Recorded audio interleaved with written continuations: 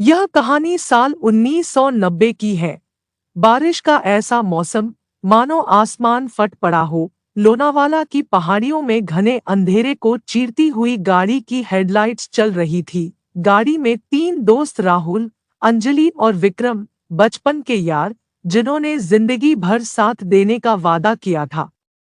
ये तीनों छुट्टियों में टूर पर लोनावाला आए थे, लेकिन बारिश की वजह से होटल जाना नामुमकिन हो गया।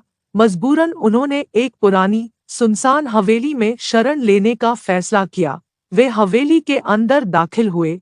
अंदर का नजारा और भी खौफनाक था। टूटी फूटी दीवारें, धूल जमी हुई चीजें, हवा में एक अजीब सी गंध, चारों ओर घने जाले। हवेली के एक कोने में उन्हें जर्जर हाल में एक डायरी मिली। उसमें लिखा था, यह हवेली रानी चंपाकली की थी। कहते हैं उनकी आत्मा आज भी यही भटकती है। उस डायरी में लिखा था, जो भी यहाँ रात बिताता है वह उसके जिंदगी की अंतिम रात होती है। डायरी पढ़कर अंजलि को तो मजा आया, लेकिन राहुल और विक्रम घबरा गए। वह रात बिताने के लिए किसी और जगह जाने लगे, लेकिन बारिश इतनी तेज थी कि बाहर निकलना नामुमकिन था। रात कटने का नाम नहीं ले रही थी। बिजली जाने के बाद अंधेरा और भी गहरा गया। अचानक उन्हें हवेली के अंदर से हल्की सी खिलखिलाहट सुनाई दी। फिर किसी के चलने की आवाज आई। डर के मारे तीनों एक कमरे में सिमट कर बैठ गए। कुछ देर बाद कमरे का दरवाजा धीरे से खुलने लगा। उन्होंने हिम्मत करके टॉर्च जलाकर देखा।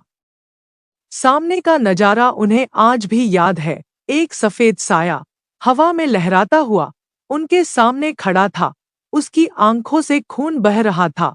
लंबे सफेद बाल और उसके चेहरे पर डरावनी मुस्कान थी। तीनों दोस्त चीख उठे। अंजलि बेहोश हो गई। राहुल और विक्रम ने किसी तरह से अंजलि को संभाला। अचानक वह साया उनकी ओर बढ़ने लगा। आसपास रखे सामान हवा में उड़ने लगे और अचानक वह साया गायब हो गया, जैसे वह कभी था ही नहीं। सुबह होते ही वे किसी तरह से हवेली से निकल भागे। वापस लौटकर उन्होंने वह डायरी भी नहीं ढूंढी। क्या वह रात सचमुच एक सपना था, या रानी चंपाकली उन्हें मारना चाहती थी? यह सवाल आज भी उनके मन में घूमता रहता है। और आज, इतने सालों बाद भी, वह रात याद करके उनके पसीने छूट जाते हैं। उस रात के खौफ से फिर उन्हें लोनावाला जाने की हिम्मत